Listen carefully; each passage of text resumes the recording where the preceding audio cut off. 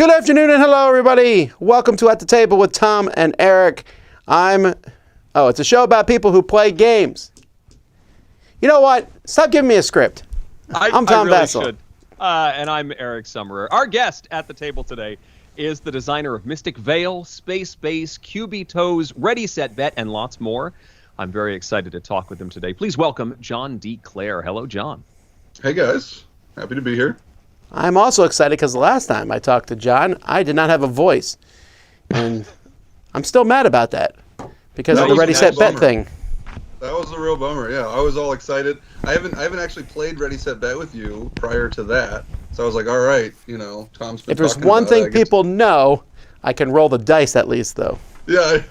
That is true. That was one of the most stressful experiences I've ever had. Folks, so we did a live Ready, Set, Bet event at Dice Tower West.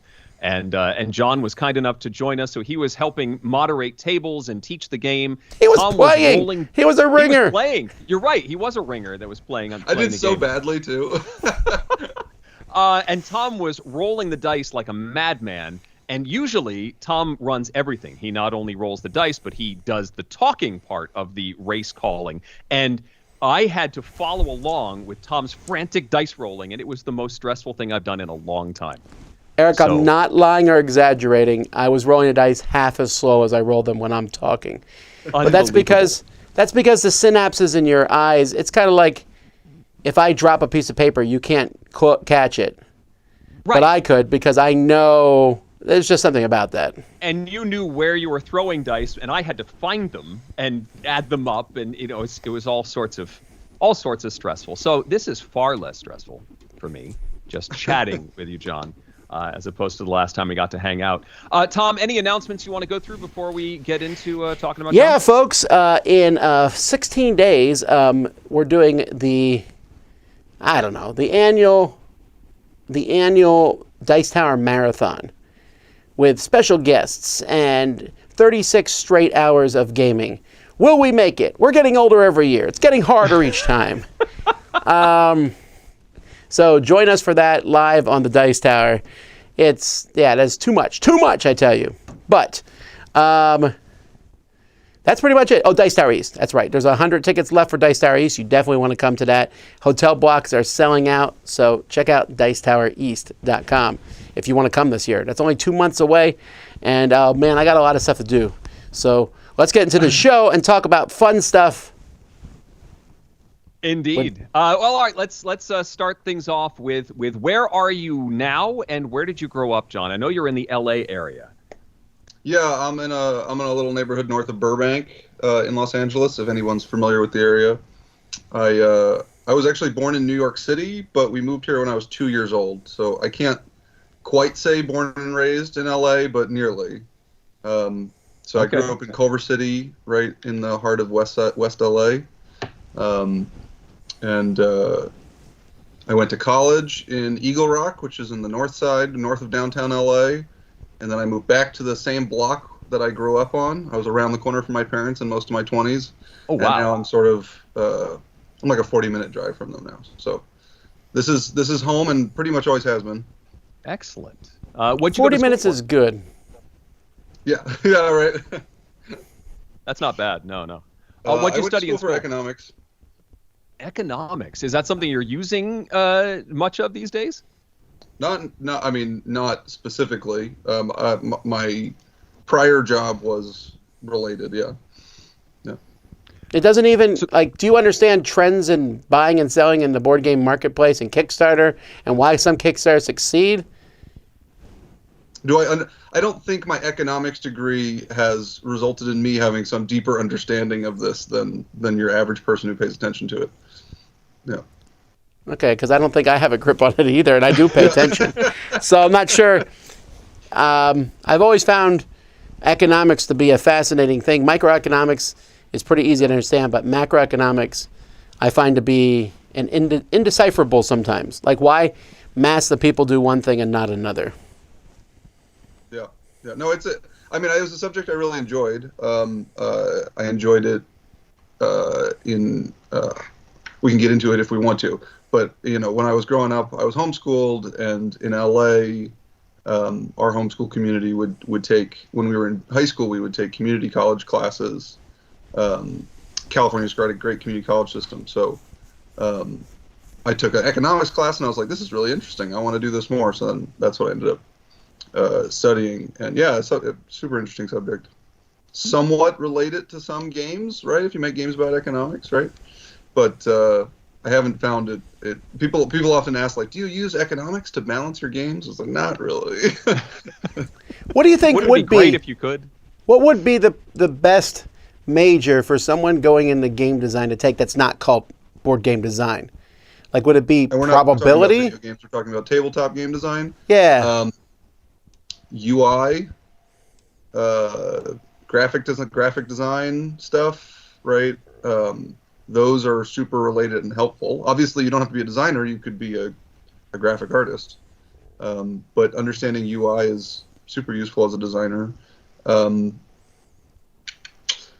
That's the first one that comes to mind. I don't know. I'm sure all different subjects will have some useful related thing, right? Writing, if you're good at writing, you could be great at making RPGs, right?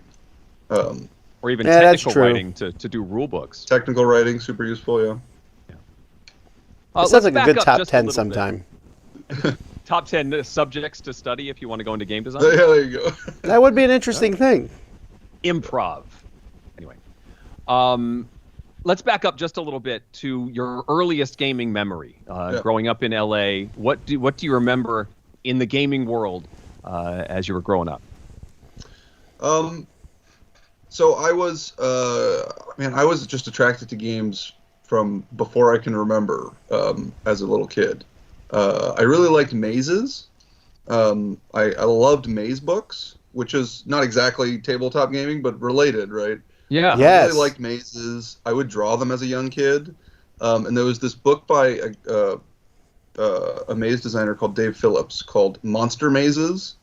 And it was sort of a gamified maze book where you would go through the maze and they'd be like, don't run into the monster, and you need to like pick up arrows along the way because your character had like a bow, right? And you pick up arrows, and if you hit a certain monster, if you have enough arrows collected, you could beat them. And man, I love that thing. So that inspired me to draw these maze books and stuff as a kid. And then it was, I guess I was like 9 years old when, in the 90s, when Pokemon became like enormous, like out of nowhere, right? So I was like the age of kids who are into Pokemon when Pokemon became a thing.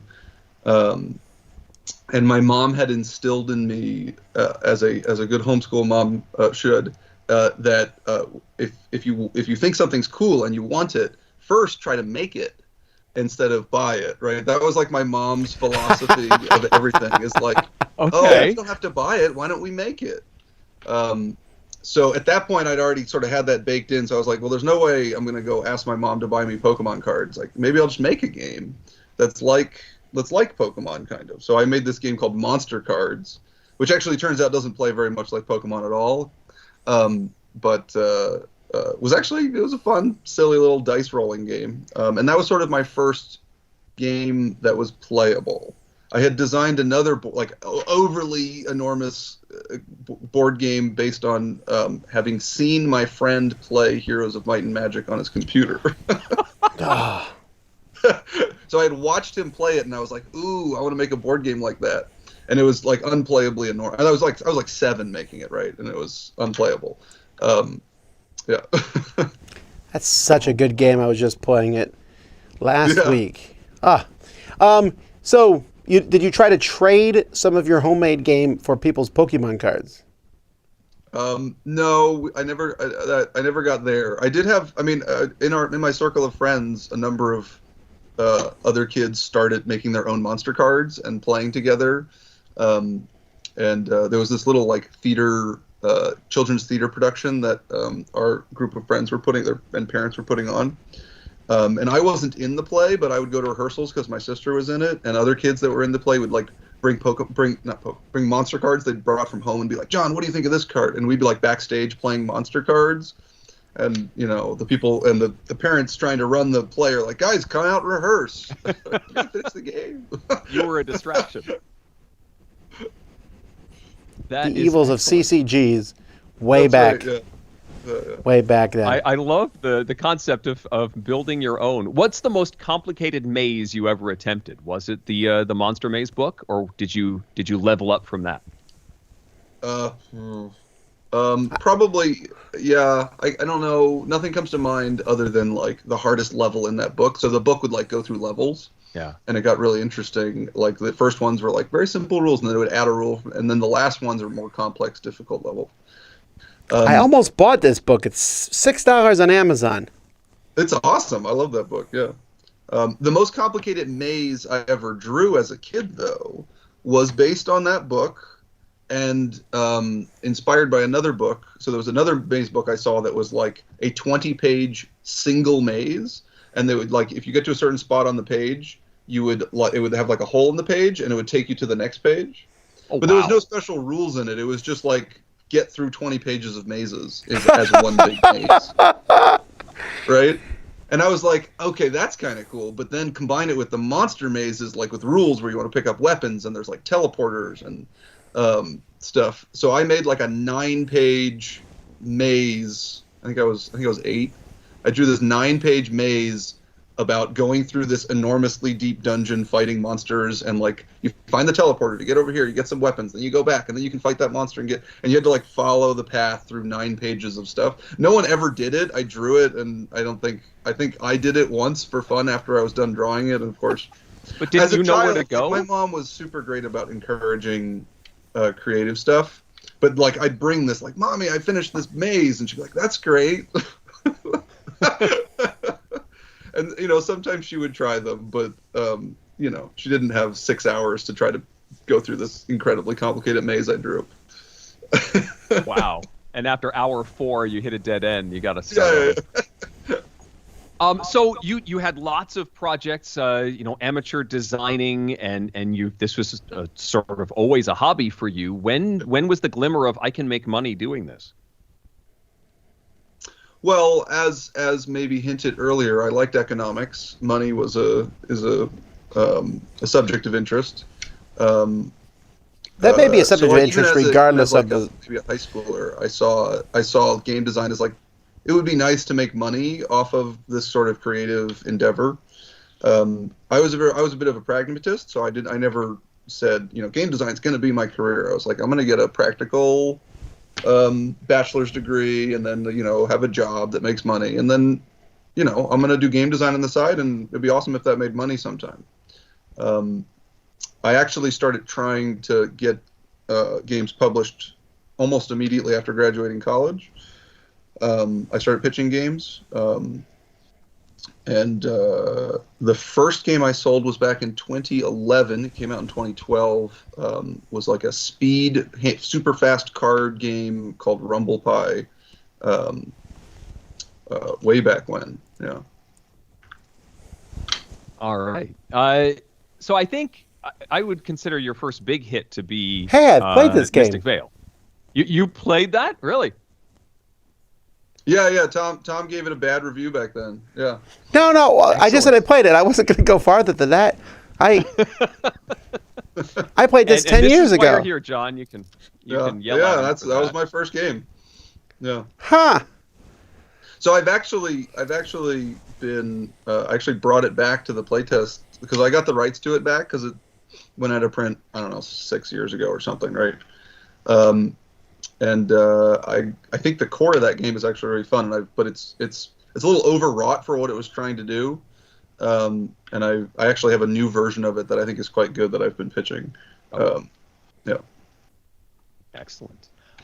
So your first big hit would probably be Mystic Vale. Is that correct to say?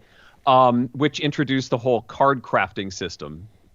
Yes. And as a lot of folks on our Board Game Geek Guild were asking about that system and wanted to know the origins of how that came to be. How did that idea come to be? What did your prototypes look like? And was Mystic Vale the version that you intended it to be the first introduction of this system? Yeah, so I actually came up with the idea of card crafting in a way that almost never works for coming up with good ideas.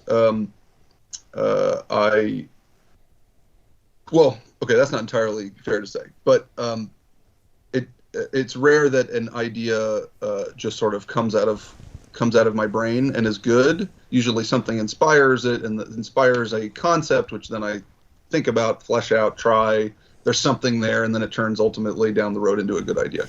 But I went through sort of a brainstorming process of trying to think of game components and how they could be used in a game in a way they've never been used before. Specifically, I think at that point I had sold Rumble Pie and another game, and that was it. And I was like, okay, I want to do something really unique and different, right? And what's a way to do that? So I was thinking about game components and trying to think of ways that they'd never been used in games before. So I thought of like, how could you use dice in a way that's never been used before? How could you use a game box, right? How could you use a dice tower? And then card sleeves occurred to me, and I couldn't think of any game that couldn't be played without card sleeves, right? And then I was like, well, what would it look like if a game required you to use card sleeves in order to play? And actually, the first game I then designed, the card sleeves were the things that were unique. So every player would get a unique set of empty card sleeves, and you would acquire cards and put them in your own personal card sleeve, which would then, it was the same color on the back but had like your little icon on the front. And then you'd all be group deck building the same deck and sleeving things into your personal card sleeves. It wasn't until that I tried that idea a few times and couldn't quite get it to click that I had the idea to put multiple things into a single sleeve, right? And I was like, okay, if the cards were transparent on portions of them and they overlaid into a single sleeve, you could actually like construct a unique card via playing the game. And then that turned into Edge of Darkness, which then followed up with Mystic Vale, which in publishing order was the other way around. But Right. Did publishers get that concept right away, or was it difficult to sort of get them on the same page that you were on? Yeah, no, I mean, most publishers saw that. I remember most publishers saw it and were like, "Oh, this is really cool and interesting." I remember one publisher saying something like, "Oh, it's interesting what you tried there." Like they were like, "Yeah, that's an interesting idea to try," and then sort of moved on, right? But most of them saw it as something interesting, and then the next question was, how reasonable is this, right? You know, plastic cards are more expensive, including card sleeves in a game makes it more expensive. How good can you make it look, right? How, and an ongoing challenge with card crafting games is always, how do you make the art good? Overlaying art is tricky in a card crafting game, right? So like Canvas does it in a great way. It works great in Canvas, but Canvas is a game about weird, wacky, nonsensical art that doesn't make sense, right? That's literally what the game is about, which is why it's sort of a brilliant theme to put on games where you overlap stuff, right? But if you want the art to not be sort of chaotic and random and silly, it's kind of hard to make card crafting art overlay in an interesting way, right? Like we kind of did it with Custom Heroes, but all the characters had to stand in the exact same pose in order to hold the items you put in their hands. Right? Yes. And then what is the game that came out? 5,000 Scoundrels, something like that? 3,000 Scoundrels? 3,000. Yeah. Right. It's just a single overlay. It's like the person's not wearing clothes and then they are, right? Which is funny and cool and different, but it's not... To my point, it's like making the card crafting art interesting. So that was always a big conversation as well. Do you think that's the reason it's not being copied? Because Mystic Vale has done pretty well, and got some decent buzz. It also came out like 8 years ago, so 7 years ago. Why is no one else really doing this? I mean, you mentioned 3,000 Scoundrels, but that's one of the few ones I can think of. I mean, you're copying yourself in a sense. You're using the same mechanism in multiple games. No, I'm not. I don't mean that to be. It just you're using this thing. Why is no one else jumping on this train? Yeah. I'm iterating on the idea. Why aren't other people? So I think there are some out there, and I've been contacted. Other designers have been like, "Hey, can I use this system? What's your recommendation on how to prototype this?" So it's other people have tried it. Why hasn't it been done more? I don't know. I don't have a crystal ball to answer that question. I suspect part of it is the prototyping challenge. It's you have to go out of the way to figure out how to prototype a card crafting game, as opposed to something like Dominion. Right, Dominion was invented, and deck building was so straightforward. Right, all you need is cards, which we all can make, and we've been making for ages. Right, card crafting, you need to get the components, the proper material to actually build the prototype in a way that's different. Yeah. I think one of the things about card crafting, and sorry, Eric, one of the things about card crafting I think is interesting is the idea that it is just a fun thing to do, which I think, I'm guessing, is one of the reasons that the games that have that as its main mechanism do really well. And I was wondering if you could speak briefly on your own design. So you have games that are simple and fun. Space Base, you roll dice, you get piles of resources. Mystic Vale, you put a card together and look at that cool card. But then you've made games that are more grandiose, and not like Downfall. So Downfall is a game of which, if you're ever feeling like in a good mood about life, Downfall will beat you down because it's all about doing these. Well, no, I mean, it's like a pandemic and nuclear war and other players attacking. The apocalypse, or for many people, it ends up being about not surviving the apocalypse. Yeah. Sure. Yeah. So there's these games with a lot of things in them.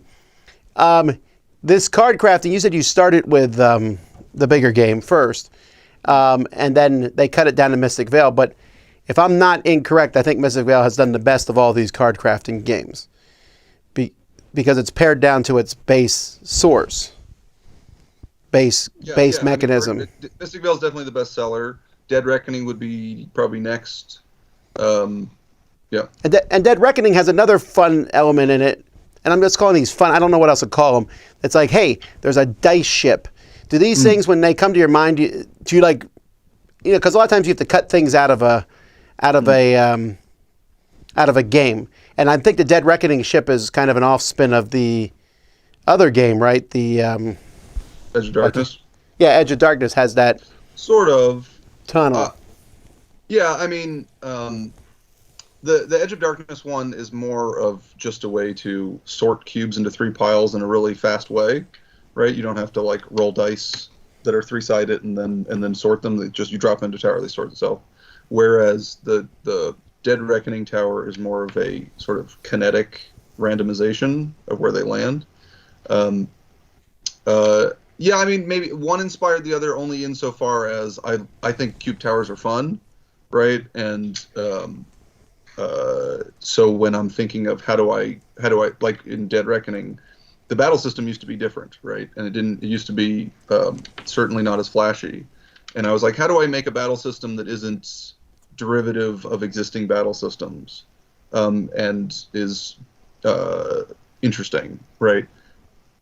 The idea of using a cube tower is just sort of like one of the ideas in my brain that I was like, okay, how could the battle be kinetic in some way as opposed to roll dice and like randomly kinetic, right? Still random, but not derivative of the existing of things that people have used in the past. Yeah. It's just an interesting thing to see these little mechanisms used in really fun ways. And sorry, I'll go back to Eric. I'll stop sidetracking. I just want to get to talking about your expansions, John. Yeah. Many of your titles have expansions associated with them, and I'd love to know how you approach them, because you could say that expansions could be stuff that was in the original design that had to be removed for clarity, and we'll get back to that later, or this is fully the original game is where it needs to be. I'm not going to worry about expansions until this is complete, and then I will add things. How do you usually approach your expansions? It depends. I think I've made missteps with expansions in the past, and cool expansions. So like, let's talk about Mystic Vale, right? Mystic Vale, the base game, I think the most the critique I agree most with about the design of the base game of Mystic Vale is it doesn't take that long to feel like you've seen everything, right? And Sure. part of that is because a set of the content I designed that we chose to move to an expansion, right? So the base game for Mystic Vale is a subset of the base game content I designed, right? And then the first small box expansion is sort of the rest. And that was, a decision to reduce the cost of the base game, right? We didn't want a $60 game, we wanted a $45 game, or the plastic cards are more expensive than regular cards, right? So sometimes that's an issue. With Space Base, I wanted to try something new. I like to go out of my way to try new things, and sometimes looking back, I think they're a good idea, and sometimes I don't. Sometimes I'm like, okay, I tried it. So the Saga stuff with Space Base, I was like, you know what? I want to give this a try. I want to do something really different with. It's a weird game to do something different like that with, right? Space Base is a very casual, like it's not a campaign game, right? Right. And the goal with the Saga stuff for Space Base wasn't to like turn Space Base into some big epic campaign game. It was to give it sort of give players a unique expansion experience for a handful of games that highlight and feature the new stuff in the expansion, and then after you've played those handful of games, then it's just a regular expansion mixed in, right? I designed the first expansion for Space Base, and then I designed some of the stuff for the second one, or a good portion of it, and then the developers took it the rest of the way with my sort of input. And I don't think I'm not sure we got the bang for the buck on the Saga stuff, right? If I could rewind it, I probably would change the approach. But I don't regret trying that. I like trying different stuff and seeing if it works. But like with the third Space Base expansion we're working on now, this one's the most straightforward of the expansions. There's no Saga. You just mix it in. It's a bunch of card variety. What else? I did expansion stuff for Dead Reckoning, and it's different. So with Kickstarters, with AEG in particular, they wanted expansion ready to go with the base game for the Kickstarter, as sort of an extra pledge level or an add-on slash stretch goal type thing, right? And with Dead Reckoning, I tried again Saga, though it really is meaningfully different than what it means for Space Base, right? And I actually think I really like the Saga stuff for Dead Reckoning. I think it really brings out a lot more theme. It's a way for players to explore a narrative, a small, simple narrative in the otherwise strategy game, right? And again, it was a different thing. I hadn't, I like to try new things and see if they work. And I think in that case it did. I really like those expansions. Yeah. Excellent. So there's a lot of we have a lot of questions here from different people about games. So let's go back to one we started talking about at the beginning, Ready, Set, Bet. So Ready, Set, Bet is a real-time betting on horses. It has an app, and you are one of the announcers in that app. How did you get that? I don't know you designed the game, but did you want to do it? Probably. This is an Eric question. So, he wrote John here, but Eric wants to know how you get into be the voice actors in this app, is what Eric wants to know. It's of interest. So when I first made the game, I would run it as the announcer in the early playtests, and I discovered very quickly that was actually very fun to do that. I was like, well, okay, that's actually pretty fun. In my mind, I wasn't sure if I was thinking maybe the game's going to need an app, right, to run the races for you, because it just won't be that interesting to have somebody do it. And then after doing it I was like, that's actually pretty fun. Now, not every group is going to have someone who enjoys that or is good at it, so maybe the game should still have an app. But it is pretty fun. And then, of course, I did it, a whole mess of times during playtesting. So I was like, okay, I feel like I'm getting okay at this. It's pretty fun.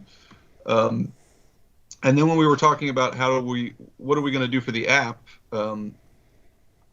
we weren't sure if we would get the programmatic announcing to be good enough, right? In the process, we're like, is the programmatic announcing going to be boring? Can we make it make sense and be interesting? And we weren't sure if that was going to work. So our fallback was like, well, let's make sure we get other stuff in there, like pre-recorded sets of races. Because we know we can do that. Basically, just have the app run a race and someone record an announcing over it, and make sure there's enough of those sort of pre-recorded ones in there that even if programmatic announcing isn't that interesting, we'll have that in there. And I was happy to do a bunch of it. I enjoyed it. Yeah. How many different races did you do for that? I think I did 20 sets of 20 games worth of races, so 80 races, something like that. Wow. Okay, so 20 sets, 20 full games. Yeah, 20 sets of races. 4. Yeah. Okay. Yeah. Which, I mean, each race is like 2 minutes, right? So that's not like a week of work, right? Yeah. Right. Cool. Were any of them like set up with a plot? Is there like, well, no, this is the underdog horse and he's going to make a big move in race number 3? So some of the stuff in some races I did a little bit of that where I would be like, all right, the 5-horse won last time. Can they repeat in this race, right? Wait, next you're going to tell us that you didn't actually roll dice. You can do callbacks to prior races sometimes, But there's a plot line. It's a soap opera. Yeah. I'm just going to listen to these and not play the game. I want to hear. That's all horse racing is, Eric. True. It's true. Our next question, which is from Drinky. Anyway, so back to card crafting. They want to know, John, if you feel Dead Reckoning or Mystic Vale more captures what you saw in the design of card crafting. Yes, no, maybe. I don't. Yeah, I mean, card crafting isn't like one thing. I don't think card crafting is merely a tool. It's a term that describes how I did it, and it's really just a design way of having cards change before, after, or during a game in a way that how I describe it is they retain all the properties of being a card. While also retaining the changes to them. So it can be shuffled, discarded, played face up, played face down, drafted. All of those things can still be done just like a normal card, but it's changed in some way, right? So any game that does anything like that, whatever the changes are to the cards, would sort of be a card crafting type of game, right? So Dead Reckoning does it in 2 ways. It uses the Mystic Vale overlaying transparencies, but it also has the card leveling system where the cards themselves level up, right? So it's just merely like, this game does it in 2 ways, whereas Mystic Vale does it in 1 way. Yeah. So Ryan wants to get to a game we haven't talked about yet, the Last Kingdom board game, which is your first IP-related game. Is that correct? Yep. So how was that experience different? Were you approached regarding that, and how much input did the creators of The Last Kingdom have in the direction of the game? So Gamelin Games came to me and in 2020 and were asking, hey, do you have availability to potentially work on a game? And we, at the time, I did, and we discussed a bit about what type of game we wanted it to be, and then I worked on it for a bit, presented it to them, and we play tested it, and then they sort of polished it and finished it.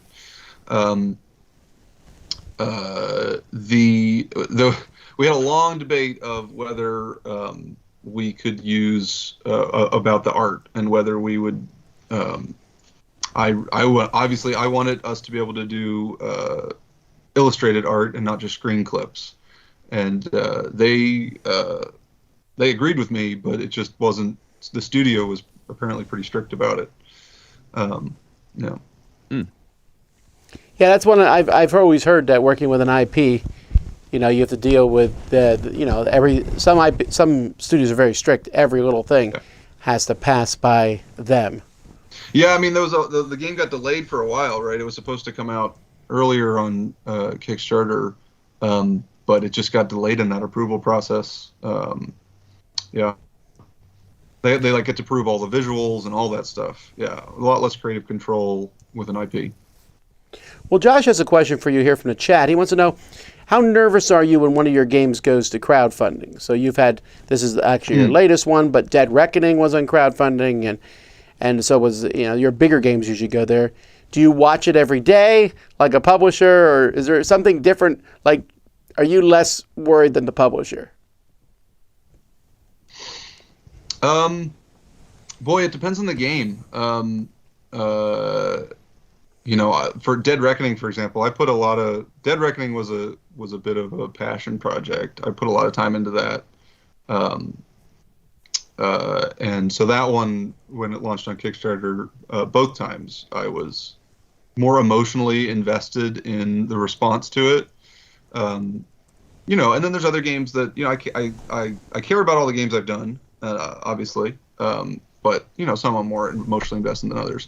But from comparing me to a publisher, right? The publisher has a lot more responsibility with the Kickstarter than I do. I'm happy to hop in and answer gameplay questions and stuff as the Kickstarter is going, but any fulfillment questions or stuff like that, I don't need to keep checking in on a regular basis. My first few Kickstarters, I pretty much checked them every day. I was curious about them, right? And now I'll check in every couple days to, maybe see.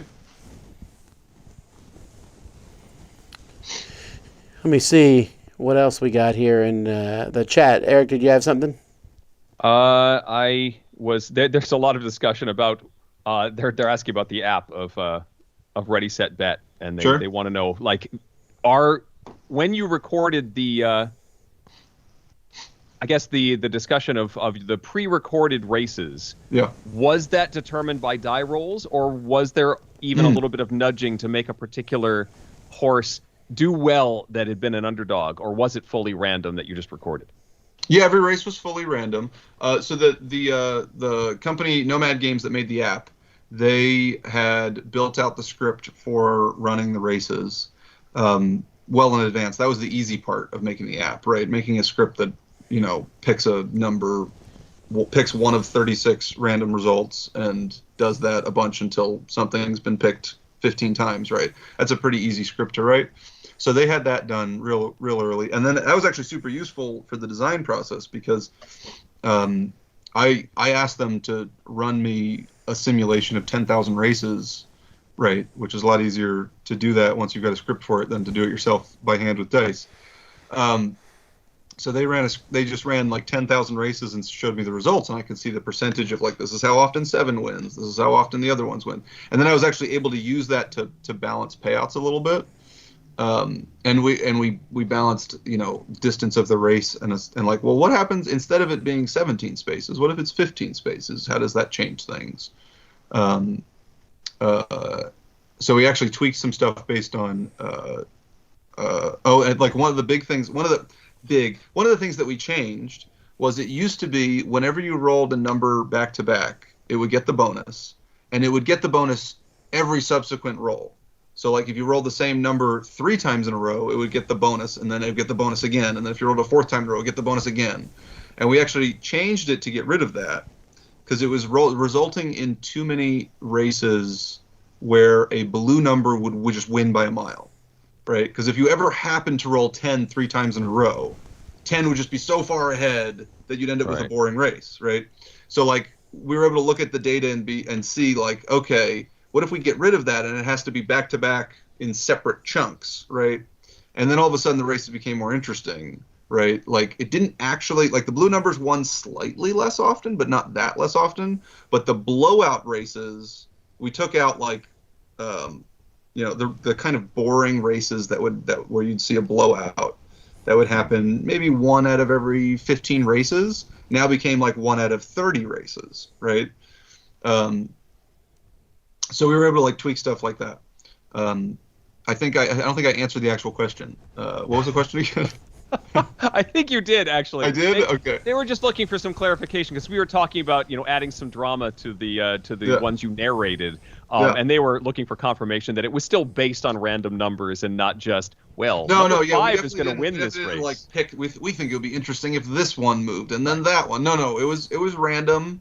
I actually recorded it. I put my headphones on, and we had an app that was just silent, and it would just like move the horses at a 2.5 second pace or 2 second pace, and it was just it looked like the one we have, right, but like get rid of the sound and it's just random, and it would go and I would just like record over it while watching.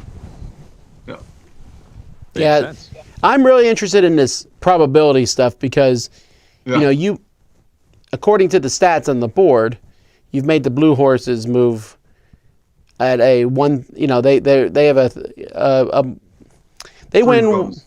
Right, as opposed to the faster horses, which otherwise it's infinitesimal and it would almost never happen.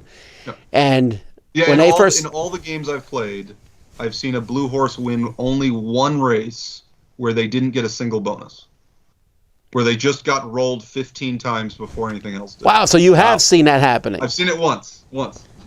That's really cool. It was the 2-3 horse just straight up won the race without getting any bonuses. I've seen it once. Yeah. Wow. Yeah, it would basically never happen if you didn't get those bonuses. Yeah. But there's something fun about those probabilities because this isn't the only game you use that with. I mean, Space Base itself is built along that probability tree, and you deliberately put cards in there to tempt people to go for the 12s or even higher. If is that something that fascinates you? Because I don't know, it fascinates me. So I like this. I think it's I mean, I look for shout out loud moments in my sort of exciting games, right? The simpler games, and those big long shot moments are just fun, right? And they need to be uncommon, so that when they happen it's exciting, but not too uncommon that they don't happen often enough, right? Right. I mean, dice they're just a great way to get there. And just playing with those probabilities in the right way to get that right balance of like it's unlikely to happen, but when it does, it's really exciting, and it's not so unlikely that we might as well assume it won't happen, right? Yeah. I played a game of Space Base recently, where I went all 12s, and then I got the arrow into the 11, and I was like, I'm set, I'm ready to go. It was a 1-11 all game was rolled the entire game by someone else, right? And that just happens. But like, I also have this story of a friend who was playing Space Base, and he did that strategy and just loaded up the 11s, right? And just not a single 11 was rolled the whole game. He was at 0 points. Someone else was at like 37 points, right? And then in a single round, 3 11s were rolled, and he went from 0 to 40 something and won the game in one round, right? And I like it when games can tell stories like that. And there's even a bit of that in Catan itself. Catan kind of started this whole idea of the probabilities on the board, and you're playing those higher numbers. I don't know. I like that concept. Yeah. Cool. Well, Tom, I know you're chomping at the bit to talk about a particular game. We should probably move on to those things, right? Sure. Do you want to go first, or should we let John go first? No, let's let John go first. Let's hear about these exciting games. Exciting games. What have you been playing? Some of them say prototype on them. I finally got to play the War of the Ring, the card game, which I'm a bit of a Lord of the Rings Tolkien buff, so I was excited to play that and hadn't got to try it yet. Finally got to play it. Boy, I really liked it. I thought it was super cool. Someone described it as, I think reasonably accurately, as like much more involved smash up with a Lord of the Rings theme. Right, because there's kind of like the base, I don't know if you guys have played it, right? But there's like battle zones that you fight, and one side plays as the dark, and the other side plays the good, but it's your own teams. I don't know how much detail you guys want to go into. I thought it was super cool. If you like it's not, if you like War of the Ring, the board game, because you like the gameplay, it's not really anything like it. But if you like the theme and like interesting card play, I thought it was super cool. Well, my concern with the game is that it's such a long game. When I first heard War of the Ring card game, I was like, oh, a faster version of War of the Ring. And every time I see people play it, we're talking hours. Interesting. So when I've only played it the one time, and we crushed them, and it was like an hour-long game. So maybe if I played more, I would be like, I wish this was shorter. On my one game experience, I was like, that felt about right. That was great. We smoked them. Crushing victory. It's sort of like when you die very quickly in Pandemic, and right. Yeah. It's a short game that way. Short game, yeah, 20 minutes. Perfect. What else did I play? I played a couple. I was at the Gathering, whenever that was, 2 weeks ago, and I got to play Elizabeth Hargrave's new prototype. I don't know how much I'm allowed to talk about it, but it was good. She posted about it, so I should be able to say I don't care how something. much you talk. You get in trouble, not us. Yeah, yeah. What? Oh, I'm going to get you in trouble. No. We're fine. We're just listening to you. You can say anything you want in this show. She tweeted about it, so I think I'm allowed to talk about it. It's with AEG, and it's about mushrooms talking to trees, or the other way around, interacting with tree roots. Super cool game. She thinks I broke it. I thought it was fun. I had a good time apparently breaking the game, but it was just a simple tweak that we ended up doing. It was good. I like that game. I played Candace from Board Game Geek, her cool band game, Stage Left, about being a rock band. She's been working on that for a while, and it's really coming together nicely. And then I finally got to try, I'm a Martin Wallace fan, I finally got to try Anno 1800, which like all of his games, just sort of clicks in a way that I really enjoy. I heard that this was a game of trading this for that, for this, for that, for this, for that. It 100% is... I'm going to get this thing so that I can get that thing, so that I can get that thing, so that I can get this other thing. And that's, yeah. I mean, if you like that sort of thing, that's awesome. But like, I didn't mean that derogatory. It looks more complicated, but I heard it's once you get going, you get a rhythm. It's one I have not tried yet. You look at the board and there's like a bajillion tokens and icons, and it's really just like, the icon actually is just like you need that icon to get this thing, so that you can get that icon so you can get this other thing. It's not actually as complicated as it looks. Excellent. All right, what about you, Eric? So I got to play a storytelling game system called Cartaventura from Cosmos. Have you played any of these, Tom? No, there's one sitting on my desk. It's like a mini Seventh Continent. That's a pretty apt description. It's in a little box that's actually about the same size as the Fast Forward games from Freedom and Freeze. And that's also a good connection because there's no rule book in here. This is just a stack of cards. It says you draw card number 1 and begin. It teaches you how to play as you go. It is a storytelling game with branching paths. So you sort of build a map that has options. So you have you're on the shore, and you could go talk to the soldiers, or you could go over here and talk to the locals, or you could go over here and take a flight to somewhere. And some of those options will cost you money, so you have less resources to do stuff, or it will remove other options. Like if you get on a plane, you now remove all of the other options from where you were, and you go somewhere else and reveal different map tiles. There's a lot of reading, and it's very choose-your-own-adventure style. But you know how, like, on a choose-your-own-adventure book, you would often hold your finger where you were? Like, here's your 2 options, but I'm going to leave my finger right there as a bookmark. I would never cheat in such a way. You can't do that as well here because there's all sorts of removal and changing of the system. Like, you may make a choice that says, pull this card from the deck and replace this card with this card. And it's a lot harder to reverse your decisions. You sort of have to just go with the flow and get to the ending. Sounds like you were trying. It sounds like it's sort of like those adventure or exit games, but like swap out the puzzle solving for narrative adventure. There is very little puzzle solving here. Yeah, okay. It's a lot of exploration. which is cool. And Yeah. there's like 5 different endings in here. It's a relatively deep story. You're trying to find an explorer, and there's themes of like karma and stuff. It is not a light game, even though the mechanisms are light. So I really enjoyed it, and it's one I want to explore more.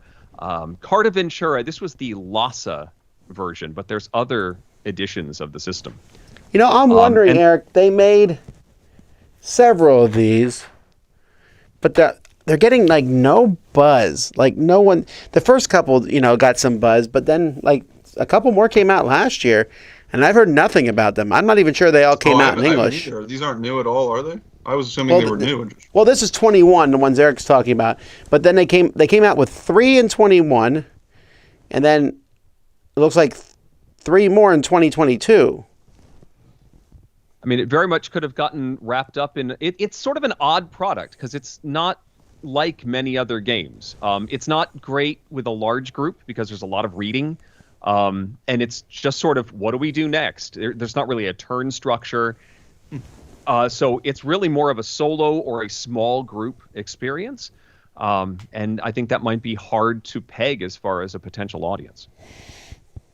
Yeah. The other thing I got to play is the new Vincent Dutray artwork titled Tribes of the Wind from La Boîte de Jeux, which is the story is that humanity has created all sorts of pollution and destroyed the landscape, and you are a tribe that is cleaning things up and creating a forest tile experience. That's the theme, and beyond that, there's not much more. It is a super strong theme.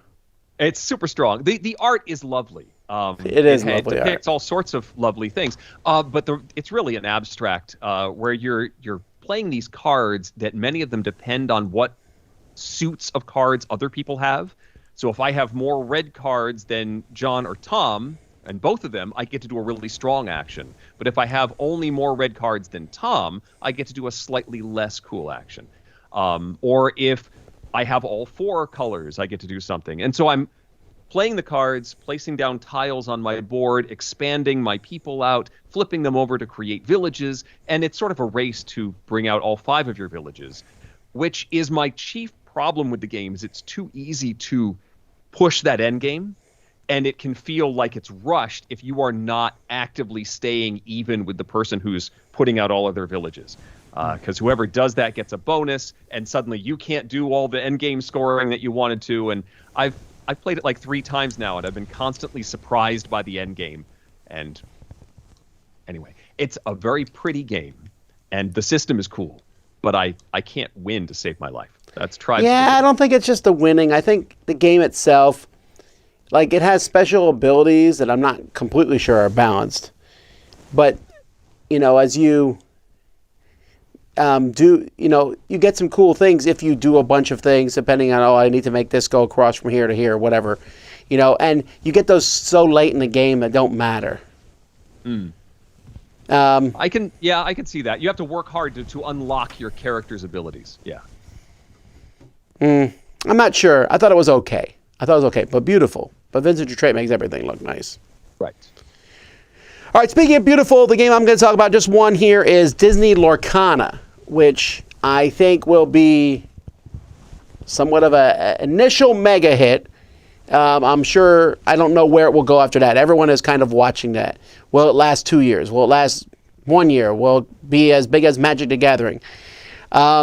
This is a collectible card game, or they're calling it trading card game because that sounds better. From Ravensburger, and it's using Disney as the theme. And if you're going to start a new collectible card game, taking the biggest license on Earth seems a legit way to start. You are, in this game, what is it called? An Illumineer. And so you have a deck that's built of 2 colors. There's 6 different colors that come in the game, so you pick any 2 colors, you build a deck, and they're made up of all kinds of Disney characters. I saw Gaston, and Mickey Mouse, and Stitch, and I don't know, just tons of different characters. And all the art for the game. Does it range into Pixar too? Huh? Does it range into Pixar, Marvel? How Star wide is Wars? the net? Yeah. No. It is currently just 2D animated Disney as far as I know. As far as I saw any pictures, I'm pretty sure. But even if that's all they stuck with for now, they have like 700 billion things they can work with. Because there's, I don't know how many animated Disney movies, direct to VHS, whatever, the number of characters in the movies, etc. But it's also all brand new art. Everything is different. In fact, some of the stuff is like even, they'll change some things. Like they show me a picture of Hades, and the picture of him, he's sitting on the throne. In this thing, he accomplished it. He became the king of the gods. Something he always wanted. Or they might have a Gaston with brains, who's a little smarter than, you know, the one in the movie. He's still evil and wicked and a jerk. So these are characters on your turn. You have a handful of cards. The other person has a handful of cards. You can play one card face down. Most cards can be played face down as ink. And then you will tap or exert, or whatever word you want to use, that ink to put characters in play. Once you have characters in play, on future turns, you can exert them to get lore, which is points. First person to get 20 points is the winner. But you can also attack other characters, but you can only attack another character if they're exerted. So if I exert my Ariel to get 2 lore, you can attack her with Captain Hook, who I think would attack Ariel. He seems like the kind of guy who would do that. Probably. So it's a little bit like Keyforge. I don't know if you ever played Keyforge, where you're tapping cards to get the whatever resource you're getting in Keyforge. It's that same thing. So you're using cards to get a resource or attack your opponent. There's also action cards called songs, which would drive Eric crazy because he would sing every single one of them. I would enjoy that. I know you would. I meant crazy in a good way. Crazy in a good way. I'd drive you crazy. No, it's Disney songs. See, that's the thing. I think this is a unifying theme. I mean, I know there's some cretins out there who don't like Disney. Are you one of them, John? No. Right, but I mean, like, everybody likes Disney. You might not like one movie, but you like some of them, right? And everyone knows the songs. And if you have kids, it's a requirement. Well, as of 10 years ago. Now we're kind of branching out. But, you know, all these characters and everything, and it's a pretty simple game.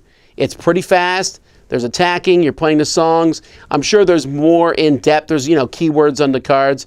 But I think this one's, it's going to hit that sweet spot of, I enjoyed it. I only played it once, but I enjoyed it. It was a fun, fast game. It gave me some interesting ideas. What cards am I going to play? What's the combos of things I'll play? And that's taking deck building out of the equation. It is a living card game, which every time we talk about these, you know, 600 people will show up in the comments to tell us how much they hate them. Well, the other 600,000 people are going to buy it. I was really amused by people saying, oh, how dare you give a game like this to kids? I'm like, have you not seen the game Pokemon?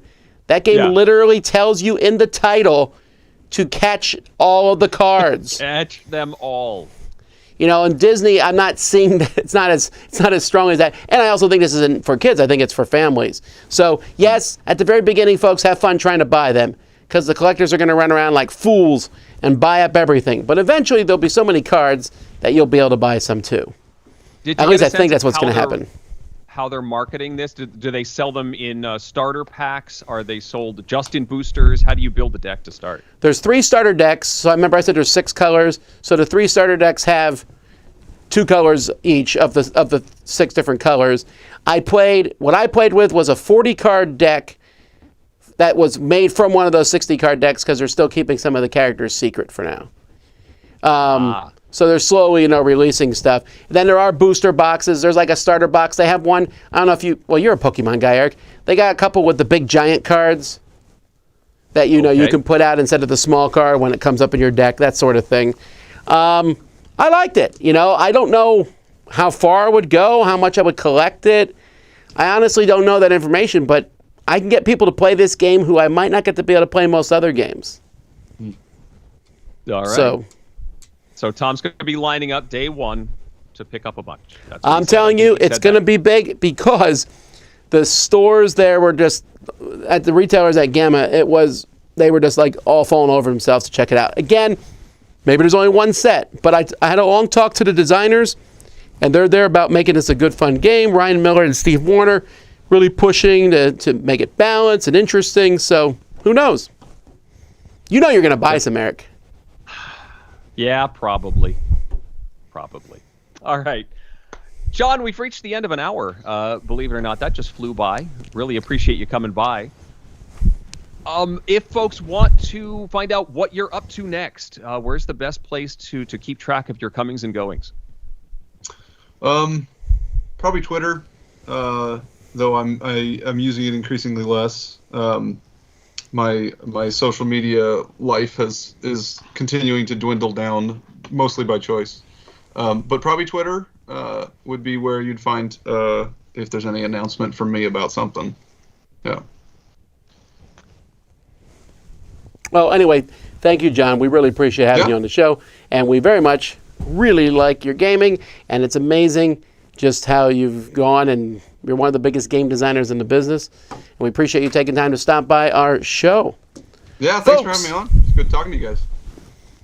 That is another show, folks, and we will be back. Well, I'm not supposed to say all this stuff. You know what? I should probably look at the script, but you know what? Here's the thing. Until next time, and until every time, I'm Tom Vassell. And I'm Eric Summerer.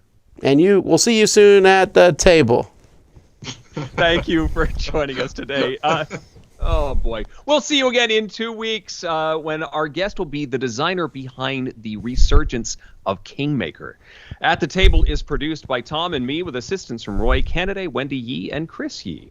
Shooing the desensitized fowl from the room brought to you by Outnumbered. Our theme is written by Timothy Pinkham, arranged by Dave Culling, and support for everything at the Dice Tower comes from viewers and listeners like you. Reach out to us on Facebook or Twitter, or to Tom at Dicetower.com or Eric at Dicetower.com. Until we see you again from all of us at the table, have fun gaming.